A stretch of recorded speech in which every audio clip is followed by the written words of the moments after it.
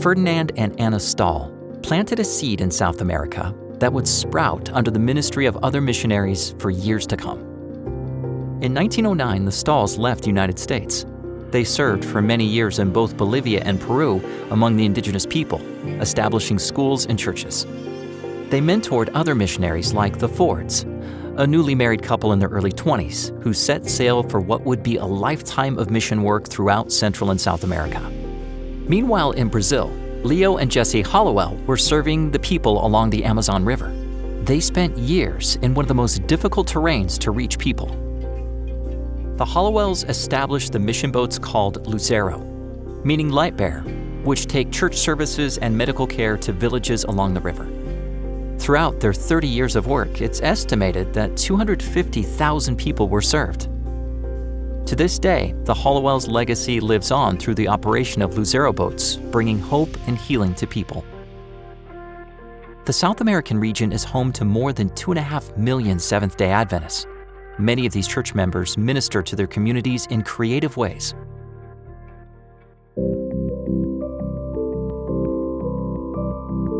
When Jair was growing up in Brazil, people thought of him as untrustworthy and someone who caused problems. Later in his life, he learned about the Adventist message and decided to give his heart to Jesus. Upon accepting Christ into his life, Jair wanted to use his talents to help others. He remembered what people thought of him and came up with an innovative way to offer a better experience to kids in his community. Jair has a bicycle workshop that is transformed into an urban center of influence. He called the children from the local Adventist church and encouraged them to invite neighborhood friends to ride their bikes. More than 30 children participated. Jair fixed up old bicycles and gave them to the children who didn't have one. They called the activity Friends of the Bike. They started doing this every Sunday, and it became routine to have Bible studies after the bike ride.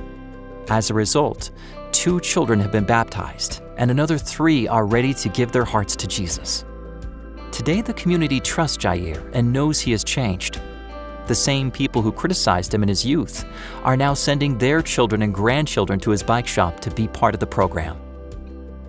Jair is just one example of how church members in the South American region are taking total member involvement to heart and enthusiastically spreading a message of hope to the people around them.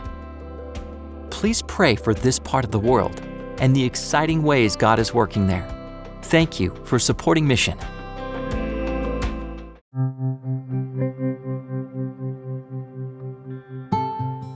My name is Tayana Nascimento da Silva. I am a dentist, and I live in Belém, in Pará.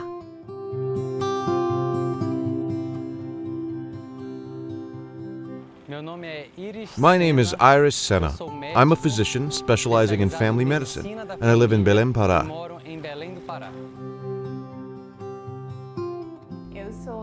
I am training as a dental surgeon, but my routine involves academic study. I am studying medicine as well. I'm a doctor in a town in the interior of Pará. We assist families in a health center called the Family Health Strategy. As a doctor and a dentist, Dr. Iris and Dr. Tayana were excited when they heard an invitation to join the Lucero 29.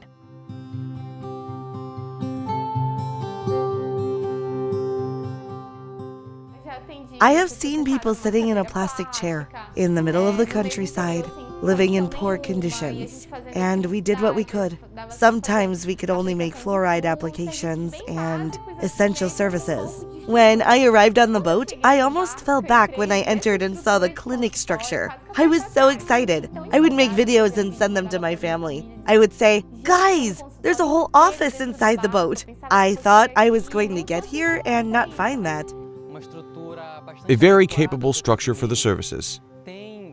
There's a lot of collaboration with donating medicines, with supplies for the work in my area and others. It was very encouraging. Also, the work itself, which is the best of all.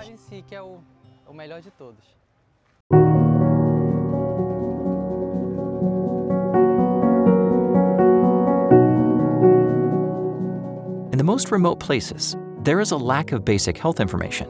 so an essential part of the doctor's job is to educate people with good health practices.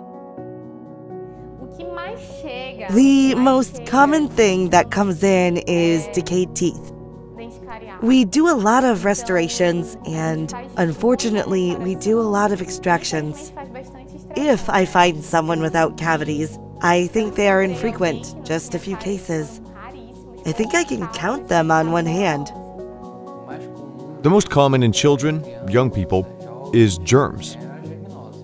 We talk about the purification of water, about the correct way to wash your fruits, vegetables, legumes, and everything else to avoid contamination. There's no point in giving medicine today. Next week, they eat poorly again, use untreated water, and unfortunately, they can get the disease again.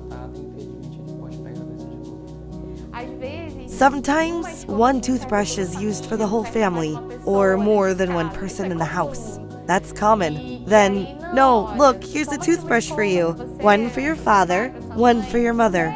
Don't let everybody use the same brush because the disease you have will pass on to others. The lack of information is so significant that this information, super simple for us, that we were born knowing, practically for them, it's new. Iris and Tayana's stories began in different places. They first met on this Luzero 29 adventure. Their story is about how they cared for people, but it is also a story of love. I came as a dentist, and he came as a doctor. We met for the first time in the van going to the boat. There, we started talking and started a friendship. When we left, we did academic work with the data from here. The friendship continued until we started dating a few months later. Then after that, a little bit later, we got married.